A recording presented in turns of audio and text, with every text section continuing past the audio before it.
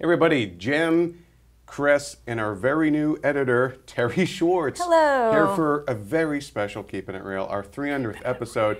Boy, oh boy, what a one to start with, the 300th episode. Terry, welcome to IGN. You guys timed it so perfectly for me. We did. You know, look, we start with a bang. This is you're the latest entertainment editor here. This is Terry. Yeah, exactly. Yeah, this is our. I have my abs, my red cape. And, yes. So tell the folks a little bit about what site and stuff like.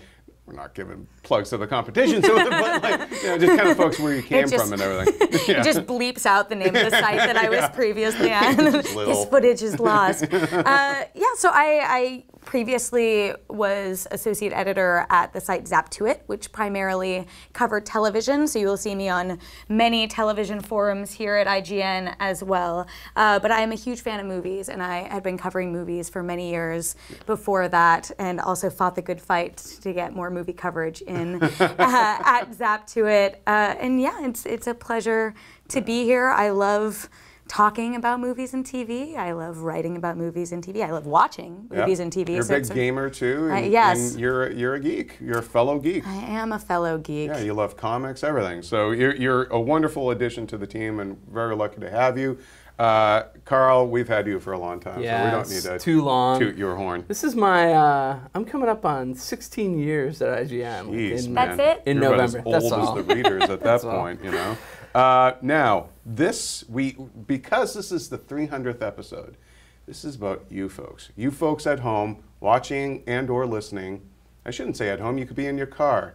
You could be in prison. I don't know where you are, but If you are in prison, though. If you are in prison, this one's for you. I am Thanks for fascinated your that you have time. internet access. So you must be in a minimal. This is if going Lil off Wayne the can rails make already. a mixtape, then Exactly. you never know. Yeah, exactly. I'd like to. This is my podcast mixtape for when We're gonna doing sing time the rest of inside. this to make it special. Well, we kind of opened this up to the readers, and you guys shot us many emails. Some of them were kind of on a similar note. And basically, let's start with this one's from Sebastian Thrower, which is awesome. And how were you not a J.K. Rowling character? Just like that screenwriter, playwright, Jez Butterworth. Like, how are you not? Like, I hope J.K. Rowling doesn't kill off, Jez Butterworth. There's still time. We have Fantastic Beasts. That's right. So Sebastian asks, what films made you want to watch and appreciate cinema for a living? Terry, let's start with you. Well, I think the easy answer for probably all of us are movies like Star Wars. Great, steal mine. Great. Yeah. He didn't even tell me that beforehand. But no, I remember, and this is sort of dating myself as the youngin' that I am, but specifically realizing that this is a career path that I could do.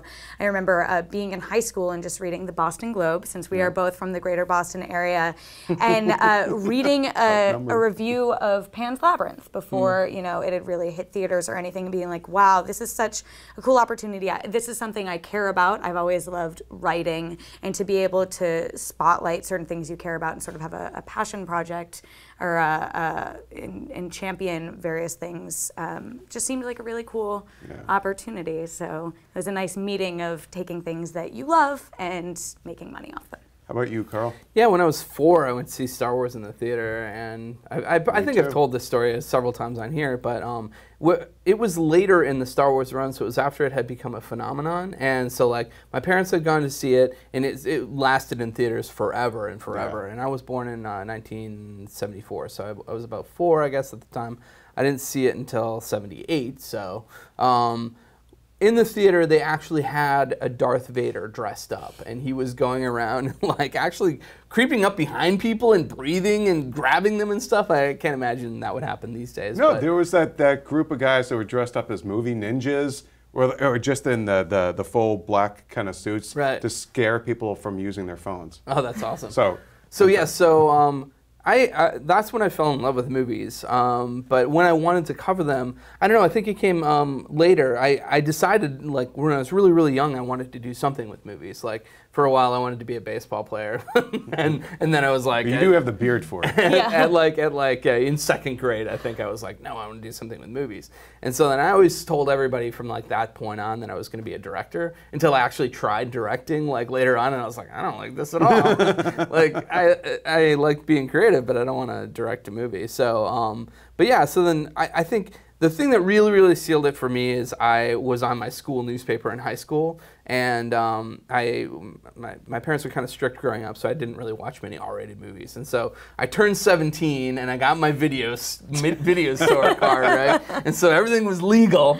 And then I was like, okay, I'm gonna rent all the horror movies that I've never seen and watch them in one weekend, and then write a story about it for my high school paper. And I did. I watched every horror classic that weekend, like Shining, followed by Psycho, Night of the Living Dead, all that stuff, all in one weekend, Friday the 13th, all that stuff. And I think that, writing that piece was what made me want to, like, actually consider become a serial writing killer. about, writing that piece was what made me the serial killer. So yeah. For me, it was definitely Star Wars: A New Hope. I did see it in theaters when it came out. I was 4 years old.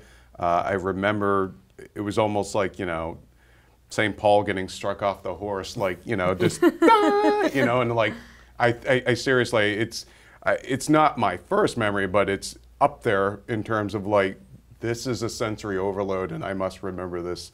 And then also just like going into the drive-in, because back then there were actually drive-ins, and seeing, I think, the Disney Jungle Book. And then my father had a big, crappy station wagon. Yeah, it had like holes in the floorboard, so you'd have to sit like this with your feet up, and you could see like the street going by underneath. It used to catch on fire, and he just kind of nonchalantly, put it out, And so, cool. So we would go to the drive-in, and so I remember seeing Disney's Jungle Book, and then looking on the other side and seeing some Telly Savalas movie, like some really cheesy, like whatever, when they'd have to go off to like Italy and make money and do like crappy, like, I don't know, whatever movie it was. So those are kind of my earliest movie memories. And then also on watching movies on TV. And actually you were asking us like what was one of the first movies you remember watching on TV. And I used to watch, or my dad would watch this kind of double feature thing that Channel 56 in Boston. Oh, yes. And one of them was for a movie that's commonly called Northwest Passage, but it was billed on TV as Rogers Rangers, and it was Spencer Tracy, an old movie about, a true story about these Rangers in the French and Indian War. And the reason why I remembered was it was the first time I really noticed color in a movie, like Technicolor.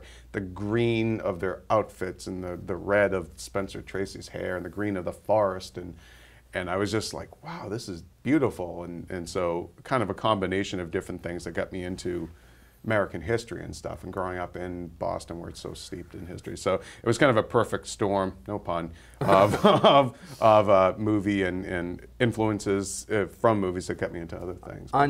On TV, when I was a kid, I super remember the 1976 King Kong movie, and being in love with that. We had this tiny, tiny 13-inch black and white TV, which was for probably years, considered huge back then, though. For years and years, that was the only TV that we had. And so I remember watching that, and I was like so in love with Jessica Lange. Like as a little kid, I was like, she's my ultimate, I mean, and I didn't say that, but like that was me and King Kong were simpatico on that one. Yeah. Both liked the Jessica Lange, I guess. So yeah, that's one of my first TV memories, and I can remember I had the like stuffed King Kong and the glasses from. Remember when Burger King actually gave you glasses? You know, and you could take a glass thing home, and now they're worth like hundreds. It was always a shame when the decals on them would start to fade. Yeah. They make them better now. Yeah, but yeah, don't put them in the dishwasher. Yeah, exactly. Terry, how about you? What about what was some of the first movies you remember seeing on TV and? I don't know. I know we were talking a little bit earlier about the movies that we can't resist watching on TV as well, because, you know, between all the TV and movie options, I feel like they blend together. There's not one that particularly sticks out to me. But in terms of things that I can't resist, it's always a tie between Armageddon and Independence Day. And Jurassic Park. For whatever reason, those were the ones that we watched. Like when Independence Day came out, my dad was obsessed, and he got it on VHS, and we watched it at least once a week for the entire summer. And so that movie, like, I still Did know every like 4th of July cookout, would he do the president's speech? No, it wasn't. It wasn't even that. It was just that it was like always on, always. He was in love with it. So those are my go-tos. I have to stay and keep watching. My dad used to watch Back to the Future so many times. Like, I think Back to the Future used to be the movie I'd seen the most times, but now I think on TV, if that's like three or four movies. If Alien or Aliens is on, I will always watch that. Ghostbusters, I will always watch that. Lost in Translation, I will watch like from any point probably to the end. Right. And A Clockwork Orange. That's been on a lot lately. So really? I watch that On what a lot. channel? I don't know. I have all the movie channels, so I just there you go. I guess that makes sense. I'm thinking like FX. And Oh, no. Others, I'm like... I really hate watching movies edited, and I really hate watching them with commercials. So like, even like IFC, it always bothers me because they have, it got the ads in it, and I'm like, oh, I can't take it. Yeah. For me, it was it's Back to the Future. Whenever that's on, everything stops and I'll watch it. Or like if it's late at night, because now I just have a Roku. I got rid of cable, so I'll stream whatever, like my comfort food pizza. But it's like Back to the Future, Raiders of the Lost Ark, and Star Trek II: Wrath of Khan. We did our top 10 movies list, and that Star Trek II was named my favorite, and then also Ghostbusters. So yeah, those are the ones if they're on. Sorry. I'm watching the wrong channels from you guys. I never see those movies on TV. Well, they're on. Ghostbusters has been on all the time, like Encore and stuff. Goodfellas is another one though too, and that kind of leads us to another question from I think it was you, Chris Carl. Got all the questions. Actually, yeah. Well, you kind of covered it with what movie made you want to become a journalist, but like for me.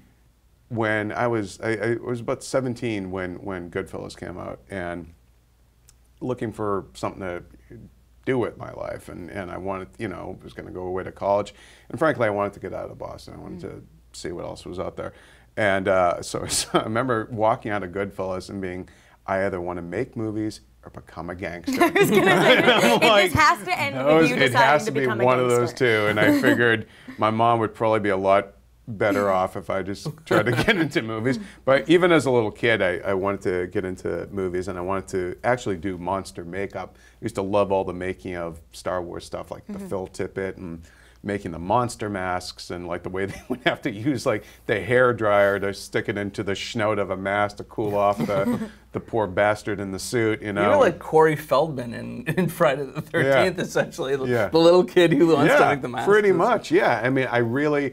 And then the kibosh got put on that when I asked my mother, can I get some mortician's wax? And she's like, my son might need a little. No, we're not buying mortician's wax. You're 10. So, and then, back then, nobody really had a computer unless you were more middle class. And so that getting into that kind of end of it wasn't really a thing. So it's like, well, what doesn't cost any money but is creative? Oh, writing. All you need is a pen and a piece of paper. So that's how I ended up getting into writing. But I really did always kind of want to get into visual effects. And I used to love, there was a magazine called Cinemagic. And it would show you how to make like devil horns out of paper mache and do makeup, and like how to make your own optic printer and rotoscoping. All that stuff was amazing because it was geared towards like, look, we know you don't have any money to do this like your ILM, so here's how you can have fun doing it with your Super 8 and all that jazz. But what's crazy is when you do go back and like Wired did this amazing feature on ILM earlier this year, and you read about how they first started doing it, and it was like, oh, we have no money, what can we make do with? Like, how can we tape things together and paper mache things together to make it work? And obviously that has grown a lot. But even like Greg Nicotero, when he talks about it, you know, it's really amazing how I have zero artistic talent. That's why I had to become a writer. So you are the writers. No, I'm much better. I'm much better served here. I can draw a mean stick figure, but no, I'm always so impressed when Hangman champion. Yeah. Only the new ones. You can't draw but when I hear these stories from people who are involved in special effects, I'm just so astounded with how they, at some points would just use so few resources and turn it into something Or amazing. even animation, like Disney animation. That was another thing I would have loved to have done. But it was, I mean, it's just, there are so many ways into ending up in a creative field.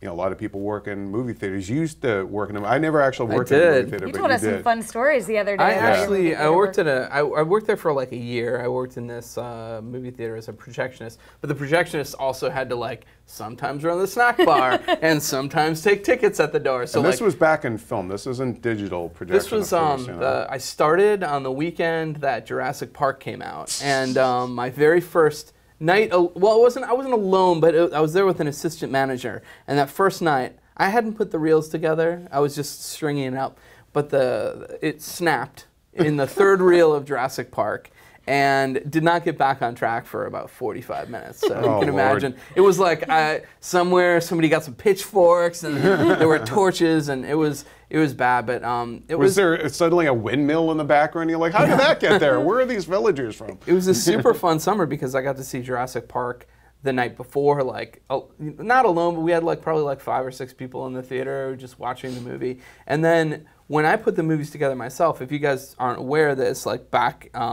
Now most things are digitally projected, but back in the day they would come in like 3 or 4 reels, sometimes 5 reels for really long movies, and a projectionist would have to go put them on these really, really big platters and put them together, basically tape them together. They would come in these little really, really heavy film roll canister containers. And some theaters, way back in the day, ours was already on the platter system. Some of them would have like different projectors with the different reels, and then you would just have to cut over.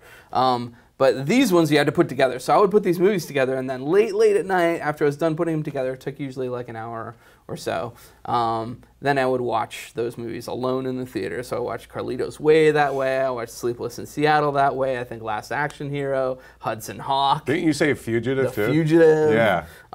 It was amazing. It was my own like little personal like movie theater experience. It was super fun. You sound like Citizen Kane. Like, Exactly.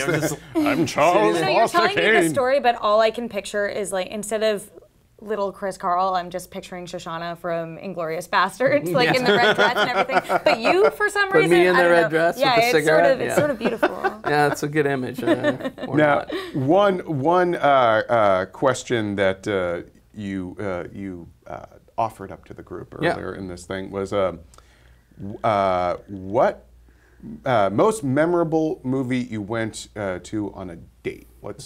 Terry, let's start with you. And I'm cheating a little bit because it's a friend date. It wasn't a romantic date. But so in high school, I was in our percussion ensemble, which was very exciting. And we had just won. It was our home show. We had just won. We beat our rivals, who we'd never beaten before. And after that, to celebrate, I went and saw V for Vendetta. And I was to celebrate. Well, no, because I had wanted to see that movie, anarchy in the streets. But no, so I went and I watched this movie and I was in love. And then all of a sudden, the 1812 Overture started playing, and the 1812 Overture is what we had been performing in our percussion ensemble. And so it was just one of those very, very special experiences that, just fate aligned. And so that movie has always been very special to me. And sparked your since. Interest in fighting British fascism. Well, yeah, I mean, I have decided to be Guyette Fox. That's right. Yeah, to just take on that mantle. You have a dartboard with Margaret Thatcher on there. Yeah, and also, just aspire to be bald Natalie Portman. That's a good aspiration. Yeah, who doesn't want to? I did an interview with her for V for Vendetta, and it was weird because it was at the end of the day, and sometimes you get somebody at the end of a day at a junket, their answers have become shorter and shorter. They're either shorter or they're more generic, right? Because they've been doing this. Loopy. They probably answered some version of that question like 100,000 times. So I had it in my head. I was like, I will not ask her about her bald head because I know every person before me has asked this question 1,000 times. And so I'm in this interview, and she's a little tired, and she was kind of giving shorter answers than I'm used to in that. And it's not a long segment; it's like 2.5, 3 minutes sometimes. Right. So I'm asking questions. She's like, "Yeah, you know, that's just kind of how it was." You know, and then you move on to your next question. And I only had 6 questions roughly, and then I was like, I'll be, you know, then I can work extemporaneously after that. But we get through it, like really quickly, we get through the questions that I wanted to ask, and so then I'm like, so how did it feel the first time the rain hit your bald head? Like I could not think of anything else. And then she gave me this look like, really, dude? And then she answered it. She was like, she was nice. I mean, she was really cool about it. But like, I was like, I didn't want to have to answer resort to the bald question. Why did I go right to the bald head? I still, every once in a while, just have stuck in my head, because they have the Count of Monte Cristo. They're watching the older 30s version of it, and I just, you find your own tree. Like that one snippet, but that every once in a while that comes out in, I actually, I have a bald head story. When I was a chubby, like 11-year-old, and my cousin and I our families went down Cape Cod for a weekend, and we both got what were supposed to be, you know, just whiffles, but we were pretty much cue balls. And we both got so sunburned. And so we came back and we go to church, and people are laughing at me in church because basically I look like a testicle. I thought you were going to say round, tomato. Fuzzy pink thing. Totally thought you were going to say We look tomato. like a pair of testicles. And then, you know, once the sunburn starts to fade, I just realized, like, I can't ever get bald because I'm going to look like Curly from the Three Stooges. You know, some people have a face for baldness. I don't. My face is too round. Yeah. You know, but that's my bald story. Now, my date story. My date story, though. This is like late 97, early 98, like December, January. And I go on a blind date to see Good Will Hunting. I'm in Boston. I'm living in Boston at the time. I go on a blind date, and during the middle of the movie, the guy who plays the judge, Matt Damon's judge, was a guy I'd worked with on a gangster movie in Boston. I was a PA called Monument Ave. His name was Jimmy Flynn. And very Boston name. Well, here's where it gets really interesting. As you guys know, because I reviewed Black Mass, I grew up at a time in Boston when Whitey Bulger basically ran the show. And around the late 90s, all this truth about this guy came out. You know, you find out Robin Hood's actually the devil. And it wasn't until, you know, I was only a PA and I had a really rough time on this movie because I was getting yelled at and all that stuff, getting treated like a PA. And the only guy who was nice to me on the set was Jimmy Flynn, who was the transportation chief. And he's, you know, we're working till 4 in the morning, and the guy gives me a ride home, you know? And then I'm like, where do I kind of know that name from? And I'm like, it sounds like every guy. I have cousins with the last name Flynn. Long story short, he was the guy who was put on trial for a murder it turned out Whitey Bulger had committed, which you see in Black Mass when he kills Peter, sorry, spoiler, but it's in the trailer. He kills Peter Sarsgaard, and there's the big shootout in the parking lot. In reality, it was far more dramatic and cinematic, actually, than the movie. And the Whitey Bulger wore a curly wig. And the guy, the Peter Sarsgaard's character, as he was dying, told the cops, Jimmy Flynn. So I basically, you know, it's a rough shoot when the nicest guy is a guy who was acquitted of a gangland assassination. And so this guy gave me a ride home and all that. So now I learn all this stuff, and I'm at Good Will Hunting, and then he shows up. I'm on a first date with somebody. I'm like, holy shit, Jimmy Flynn. I know I'm not supposed to swear, but as it turns out, why that date became memorable is it was a blind date, and she and I ended up dating for 10 years. Wow. Wow. But Nice. yes, so Good Will Hunting, She was again, really impressed Boston by thing. Jimmy Flynn. I guess so, yeah. I got a ride from him once, you know. Yeah, you know. And he was actually, you know, Sold. and you know, it was very, yeah. So there's a lot of stories I probably can't tell, but but yeah, that was kind of a convergence of all the Boston stuff hitting at that one That's moment. awesome. Yeah. I have I have two, like, well, I don't know. They were just weird. I had weird dates at movies before. And one of them was, well, I guess this isn't weird. It was just I was on this date with this girl, and I guess it was a date, but I thought we were going as friends. This is the one and only time I thought we were friends, not the opposite way. Yeah. And we went to see Dead Poets Society, and this girl was like, she kept on trying to like make out with me during Dead Poets Society, and I just wanted to watch. Nothing revs you up like Dead I Poets just wanted to watch the movie. I'm You're like, oh, Captain, my Captain, hold on. there's literature going on here. There's suicide. You know, spoiler alert. It is. and- Dead is in there. And you know, I was just like, come on, you know, stay over there, stay over there. Watch this film. And then this other one, I went. You went on to date her for 10 years. Not go on to date her for 1 minute. And then I was dating this other girl, and we went to see Single White Female. And then in the middle of the movie, she started crying, like, for no reason, like, but for a long time. And I was like, I honestly could not figure out what triggered it, and I tried to talk to her about it afterwards, and then I'm like, in my mind, it just The like places you must have gone to, like, yeah, what just triggered this? inflated to this thing where she was like, she likes to steal people's identities. She's this horrible, you know, girlfriend. She's like really, you know, codependent. I honestly, did not, and I still to this day do not know why that happened. She must have really hated Barbet Schroeder. Yeah, yeah, exactly. And she was inconsolable. Inconsolable? Yeah. Inconsolable is what I wanted to say. Inconsolable? Inconsolable. Did you ever find out?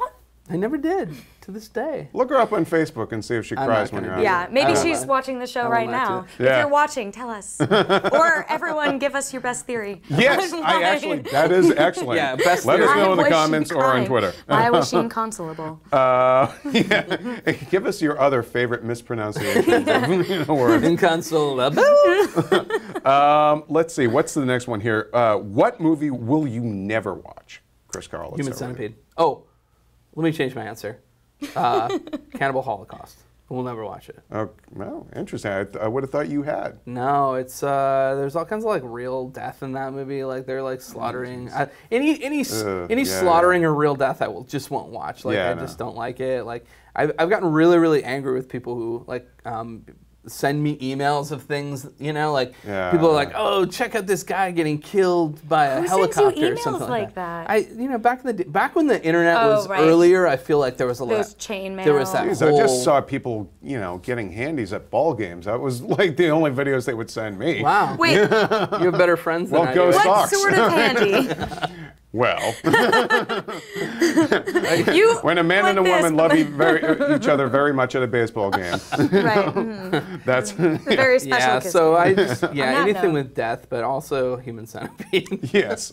Well, I mean, I have never seen Human Centipede. I have zero interest in watching Human Centipede. But mine, and many people I'm sure will shake their heads at me for this, but you know how sometimes like your parents just put their own stigmas onto you. Like my mom once told me that she got all of her cavities from eating licorice, so I've never had licorice in my entire life. Because Wow. I'm convinced if I have it, then I will get a cavity, So getting which I have not. I've never gotten a Twizzlers are cavity. going to be on Wow. your desk That's tomorrow. my thing. Yeah, I'm gonna, you know, don't send me Twizzlers or red vines, whatever you want to do. But so anyway, so What my about Swedish fish? No.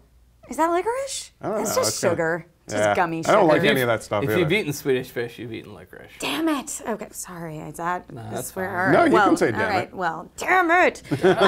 Yes. Okay. Well, then there goes that. But anyway, so there were two movies that she refused. She told me I was never allowed to watch in the house and that I should never see. And one was Dune because she did not know when she went to go see it in the theaters what it would be, and she got as far as like them eating the heart and she was over it.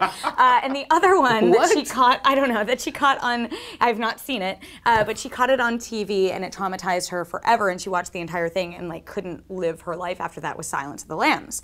And so for a very, very long time, would never watch Silence of the Lambs, and I had it built up in my head to be this like terrifying thing. And I love Hannibal, like that's the irony. Yeah, like, it's funny you end up covering Hannibal. and I like actively pursued Hannibal. But finally, before this last season, my boyfriend Mike convinced me. He was like, you aren't allowed to leave the house until you watch Silence of the Lambs. It's time. As long as he doesn't put you in a hole in the ground and make you watch it, I think you're okay. No, but I watched it and I was like, oh my God, this movie is amazing. Right. And it's not really that scary. It's like an Academy Award winner. Yeah, and I was like, it's more I don't psychological than anything. Yeah, so basically my mom's a pussy. I had, on the parental kind of ruining the movie thing for you, I'd have to say, my mom took me because I asked to go see The Fly, and yes, it was rated R, but I think she thought, oh, it's just a guy, turns out, whatever. And the minute Jeff Goldblum and Gina Davis, and she's like, you can still keep going. Like, she grabbed me, we were out of that theater. It was the marathon sex, I guess, of Gina. And then another one, similarly, was going to see Howard the Duck. And the minute they were like, basically like duck human sex, she's like, we're getting out of here. So both movies Not into that bestiality. There's like duck boobs in the first like 3 minutes I think, of that movie. I mean, that was the first Which doesn't strike exist against in it. Yeah, so that was the first there? strike. So both movies I didn't end up seeing until I was over 17 and on my own, and I was like, all right, finally, and you know, at least one of them I liked. Now weirdly, you have a duck fetish. Yeah, although I have to say, like, Howard the Duck is hilarious just because on it's the like menu. stars Oscar winner, you know, Tim Robbins. You know, Yeah. But, Oh crap! I had a point and then Duck breasts. And you're like Sean Connery in Medicine Man. I found the cure for cancer and I lost it. I forgot. What movie will you never watch? I will never watch Human Centipede. Faces of Death, even though, as you told me, it's mostly fake, but I don't care. So I'm with you on anything that's, you know, nothing snuff or any of these, like, anything like that. Anything, yeah, probably anything that's, anything too gruesome. And it's funny, like anything I'm with Telly Savalas in it. Yeah, sorry. Hey, no, On Her Majesty's Secret Service and Dirty Dozen. I'm cool with those. But no, I'd say probably anything, and I'm not like a wuss about movie violence. I know it's all fake. I'm not really. I know the minute they call cut, the two guys go and get a coffee, everyone's fine. But it's just sort of, I've always had more of a skittishness when it comes to like violence in movies that involves knives more than like guns. Oh yeah. Because I think there's just some, and that's probably why like a lot of slasher movies I didn't really. So Psycho's your favorite. Actually, Psycho was another one, and this shows you the power of Hitchcock and the fact that you say his name now and people still know like that might be scary. Like my ex-girlfriends would not watch Hitchcock even though the movie's like 40 years old. And so yeah, Psycho was actually another one. It wasn't, you know. So yeah, so that kind of form of violence in movies, I'm always still, I guess, just instilled for me as a kid. Like, don't watch those. I can't watch surgery scenes. I get super. I'm surprised going to TV how much like Grey's Anatomy gets away with. I get super lightheaded like sometimes when I see. So whenever there's like a Civil War movie, and you know, in every Civil War movie, someone's getting a leg sawed off. Dude, you know? actually, I had to leave the theater for a second during Shallow Grave because there's a scene it's not even graphic necessarily visually, but it's sound graphic. In my mind, I like kind of blew it out of proportion, and I was like, I gotta go out of the theater for a moment. Those Foley guys or girls really did a great job. Even Gone with the Wind has a gruesome amputation scene. Yeah. They don't show it, but you hear it, which is even worse because you hear the poor bastard screaming. I love violence in movies. I love slasher movies. I love all that stuff. But like when it comes to like actual surgery in a movie, ugh. So like the Saw movies then must have grossed you out. Yeah, they were gross. Like I actually dealt with Saw a lot better than like in a medical setting. I think is where I'm really. I think it's autopsy scenes too freak me out. Like you know, even in the Saw movie, I think it just no, thank you. Let's move on to something more pleasant. Let's see. What favorite actor or director interview and why? You kind of touched on this a little bit with the Natalie Portman one, but I don't think that was your favorite. Yeah. That wasn't my favorite. My favorite was, oh man, I had these two. interviews right next to each other. I interviewed George Romero, which was really nice. cool, and then I interviewed Roger Corman, which was really cool.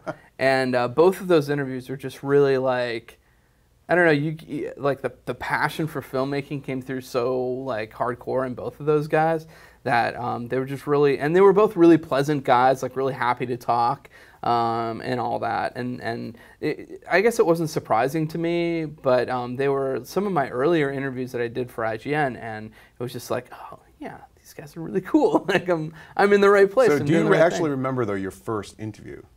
Yeah, my first like interview for IGN, which actually is well, I think I interviewed some people on the game side because I worked for like 5 years here working on games. But my first actual interview with someone for IGN was Evel Knievel's son. I think his name is Robbie Knievel. I interviewed him for some show that he was doing that was like a stunt show, I think. And so that was the first time ever, and I was like, I can't believe I'm talking to Evel Knievel's son, you know, and then you know, you fast forward like several years, and it's like in the same day you're interviewing like Tim Burton and Denzel Washington, and you know, like, Charlize Theron and all these people. And you're like, oh my god, okay. How about you, Terry? What's the first interview you did, and then your favorite? First interview, and I actually recently talked to him about this and how he was my first interview, and I will always hold him close to my heart for this, was Brian Fuller, who was like just the most wonderful, like indulgent, kind person. He talked to me for like 30 minutes on the phone for Pushing Daisies, which was really exciting because I love and miss that show. But yeah, so he was very wonderful. My favorite though is Chris Pratt, and I'm sure you've had a chance to talk to him. It was usually, you know, if you do a video interview, you have a shorter time slot. It's a little bit more of a, you know, a train of journalists coming through one right after another, a little informal, but sometimes, you know, it's speed dating. Yeah, it's definitely speed dating, definitely. Except I don't think few people come out actually, you know, being a couple after that. But then the ones that do, we all hear about. Like, yeah. But then, you know, sometimes you can just do sort of like a one-on-one interview with someone where you get 10 minutes, just sit in a hotel room and chat. And so we did that for Delivery Man, and he was wonderful. He was like, he obviously seemed super cool and fun, and you know, you wanted to be your best friend or whatever. Man, you know, it was right before his Guardians, moment exactly, yeah. because you know it might be different now. I was supposed to talk to him for Guardians, but had to go to another event. And I was very bummed about that. But yeah, he was just like as cool and kind and just really fun to talk to as I could have hoped, and so that is always pleasant. I was telling you guys I really love Orphan Black, and so I was at this event for the Emmys that Tatiana Maslany was at, and it wasn't even an interview. I just sort of went up to her and I was like, "Hi, you know, my name's Terry. We haven't met before. I just wanted to let you know I think you're awesome." And I was there with my friend who isn't involved in this industry at all, and Tatiana spent like 5 minutes just talking to me and my friend about our lives and our jobs, and actually seemed engaged and interested. Cool. And I was like, thank you for being a person. Because most people are like, oh, great, fine, like don't give you the time of day. So that's always a pleasure to find in a celebrity. My first junket was for Ice Age 2, I guess, or 3, one of them. So Queen Latifah was an absolute sweetheart. Yeah? Because I'd never done an on-camera interview, and I tell her that, and I have my little index cards in my hand, right, with my questions, and she just leans over, she takes my hand, she's like, honey, just talk to me. And she helped me find my key light, and I was like, she put me so at ease, and she was so sweet and professional and kind. She could have been a total jerk to me, and that would have really, you know, kind of soured the experience of interviews for me going forward, because I would have been very self-conscious and everything, even more so than I was just sitting down for the first time.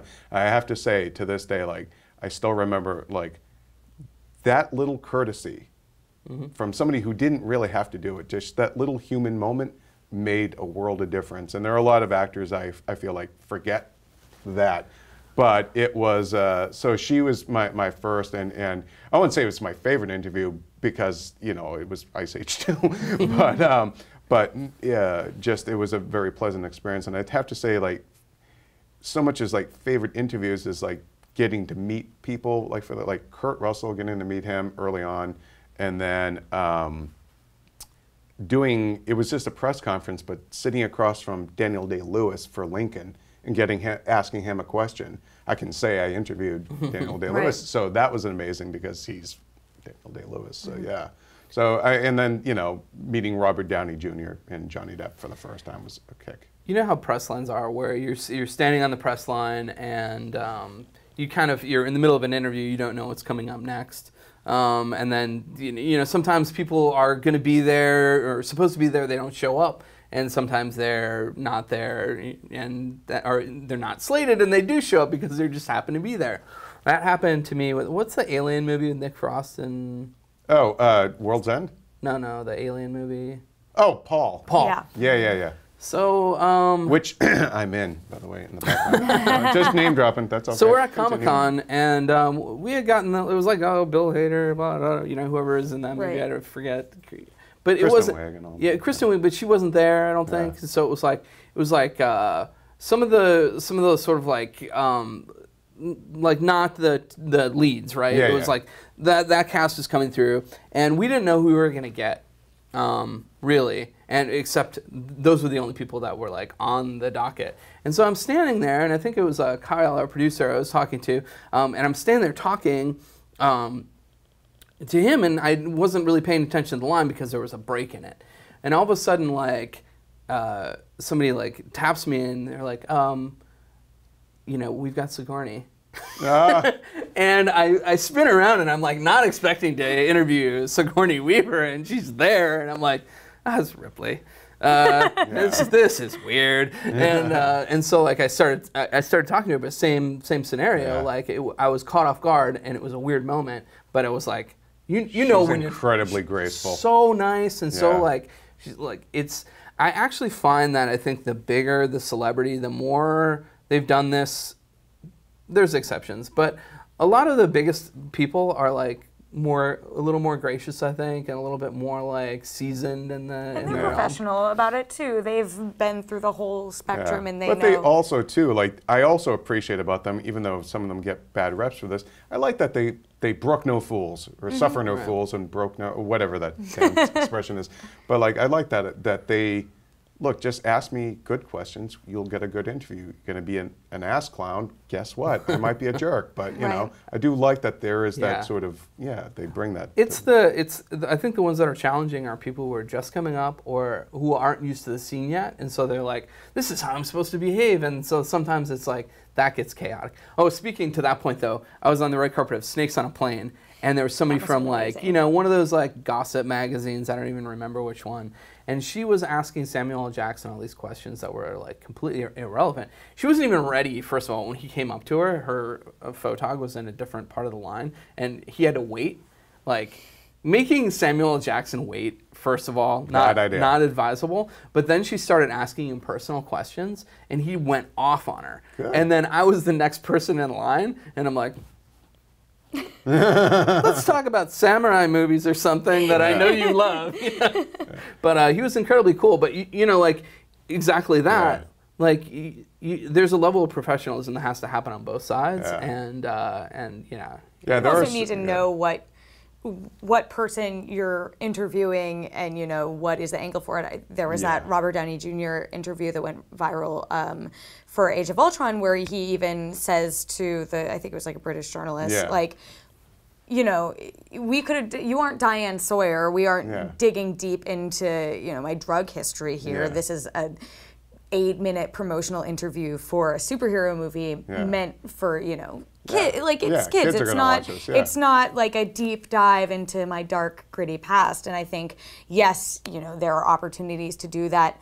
Sometimes if you're going for like a fashion show, then maybe and Samuel L. Jackson is there, maybe then you have a chance to ask those. But if you're ask about his collection of Kangol hats, there's a time and a place. But he probably would have. That wasn't even the point. She was asking like personal questions. Right. It's like, what's the point of that? That's tacky as hell. On that note, my first experience with Sam Jackson was on a set visit for Lakeview Terrace, and he was in a prickly mood that day. So that was not a great first experience. And then flash forward like 6 months or so later, and I'm doing the junket interview with him. And I had like a 20-minute print interview with him for it. And him and Neil LaBute who I've since gotten into theater and plays, and I wish, looking back, like, geez, I really wish I talked to him like now or whatever, where I could appreciate his stuff more. But Sam Jackson and I had a great conversation then because I learned more, but also I just talked to him about like New York and things like that, and just had a candid conversation, and it was great.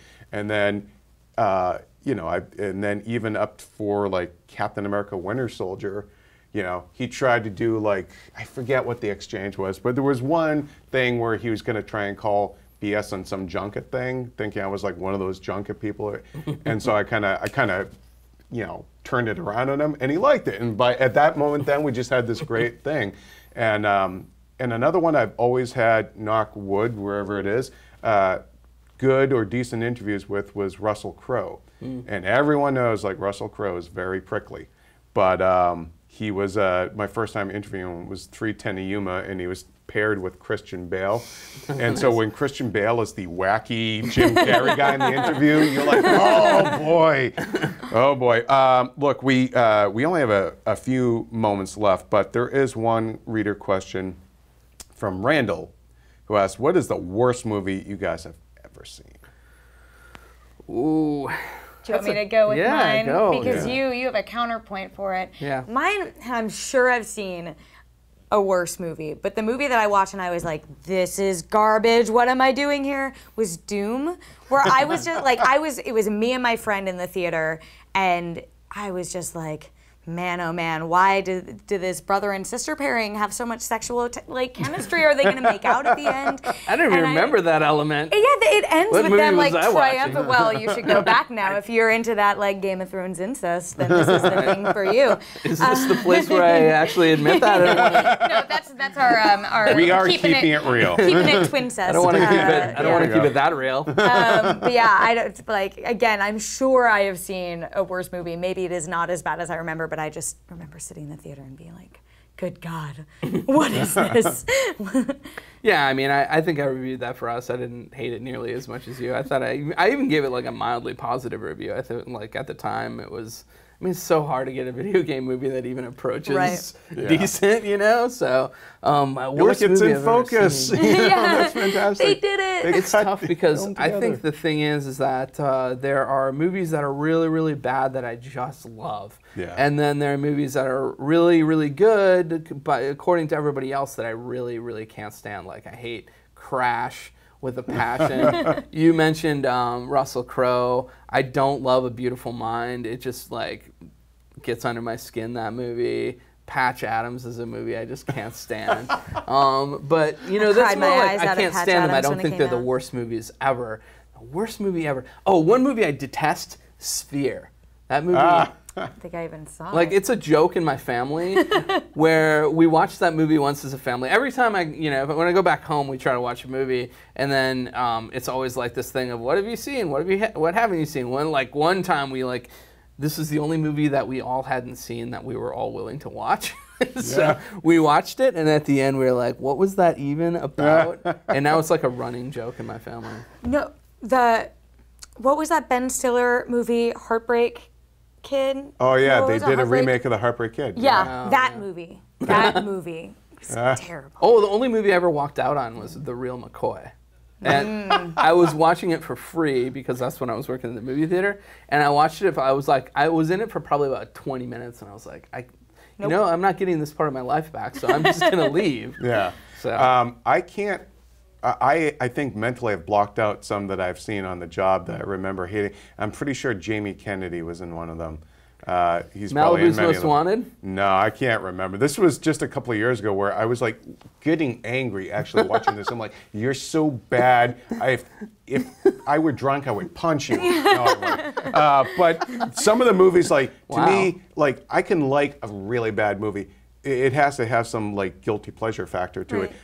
The worst is a bad movie that's joyless. Yeah. And I remember in high school, I'd skip school a lot. Don't skip school, kids. I still graduated with honors, though. So I was just I don't know. Anyway, the worst was I would skip school, take the train, go see a movie.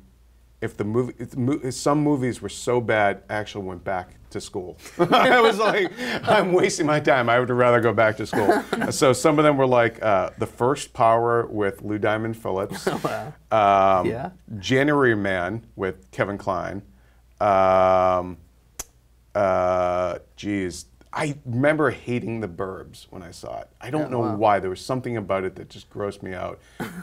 So maybe I'll go back and watch it. But yeah, there were like movies like that were so bad. We'll know if you come in Monday and you're angry as hell. Yeah. You know? Oh, he watched The Burbs I'm trying again. to remember what the hell movie it was. It was something, I'm pretty sure it was a Jamie Kennedy movie.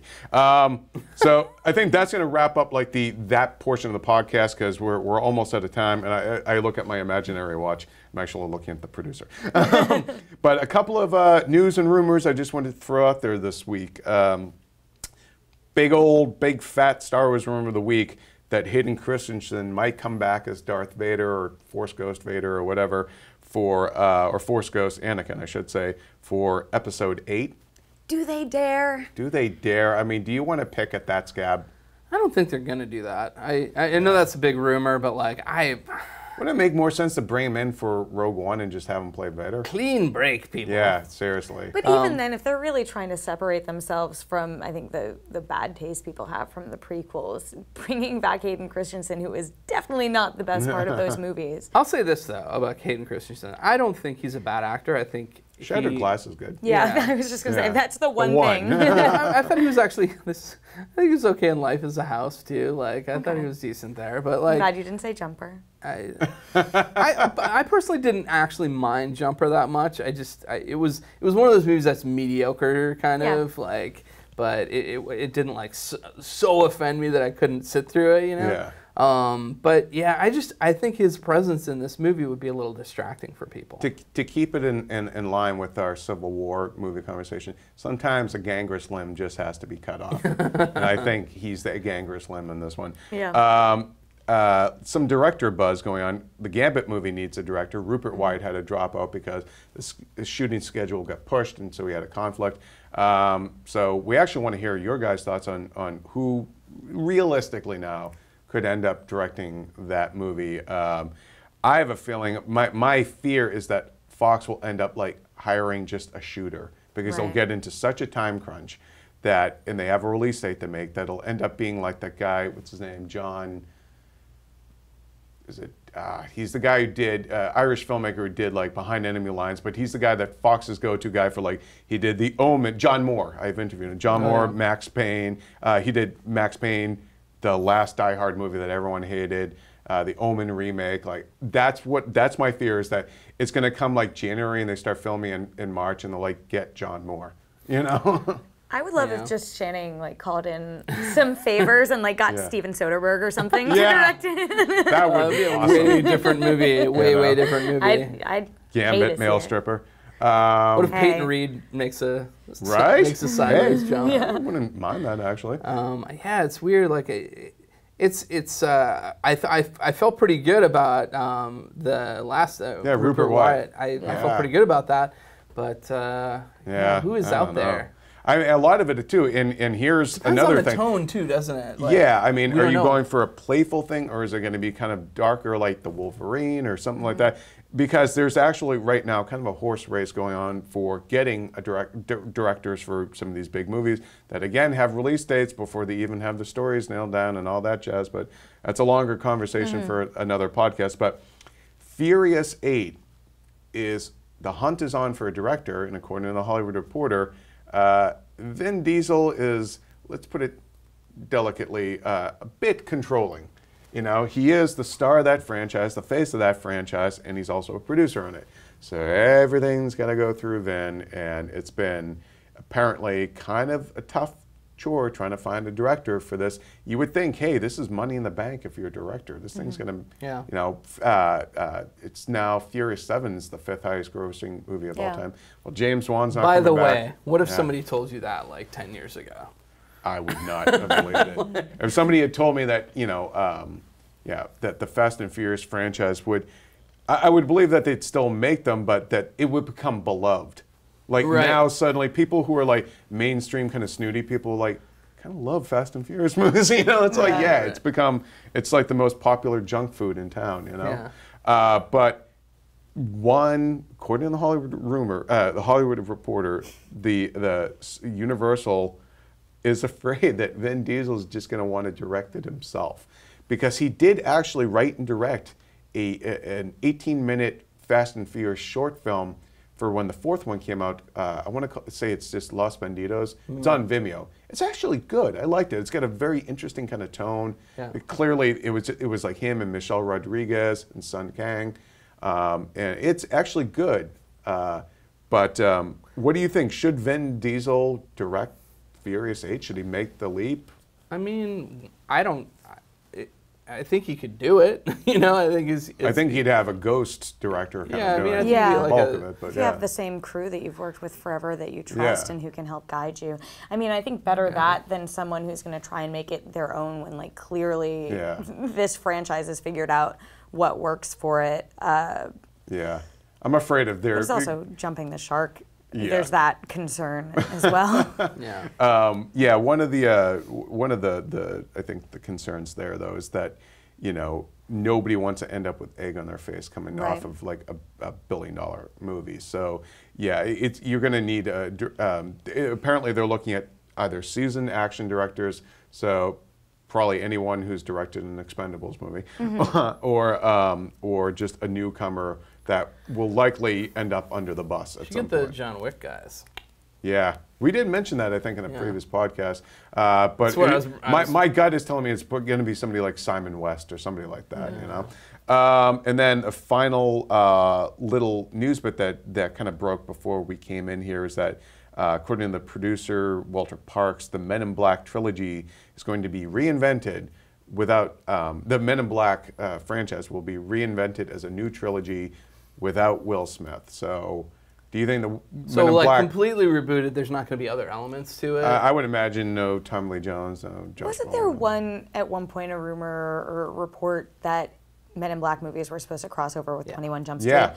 If we can get rid of that and reboot Men in Black and not have Will Smith, like that, that is a deal with the devil that I'm willing to take. Like, that is the better you think case though, scenario. like, is the Men in Black franchise or brand or whatever strong enough to survive without Will Smith? I'm not. Men in Black 4 was sort of just Yeah.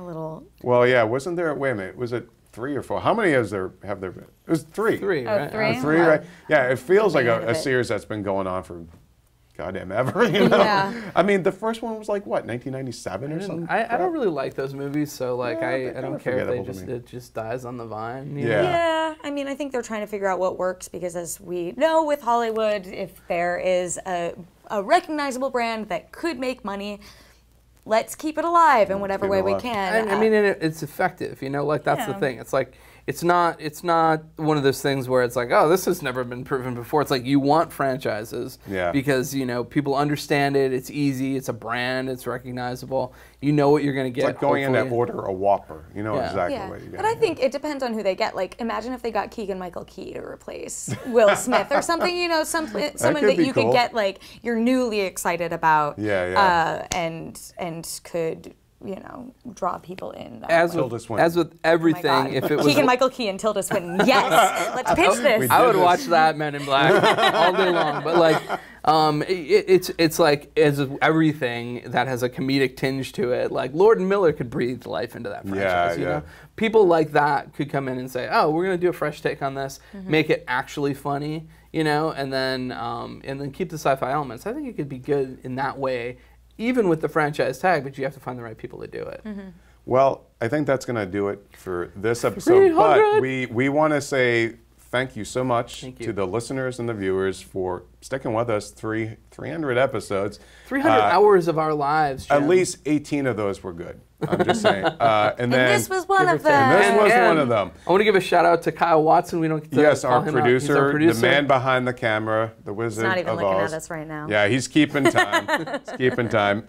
He's he's the one that's making this thing happen every week. So, but most of all, we want to thank you folks. Thank you always for your patronage and sending us your thoughts and your emails. I know we don't always have a chance to read them, so that's why we wanted to visit that a little bit more. You can follow us on Twitter at Jim Vavida, and you're At Terry_Schwartz. And At Chris Carl with an E at the end. And then, of course, at IGN. And then, a shout out to all of our colleagues here at IGN who have, helped out or appeared on the show over the years, and folks no longer here, or they're not dead. But no longer with us. Yes, but still alive. But again, thank you so much. And for all things movies, keep it here on IGN. Megatron.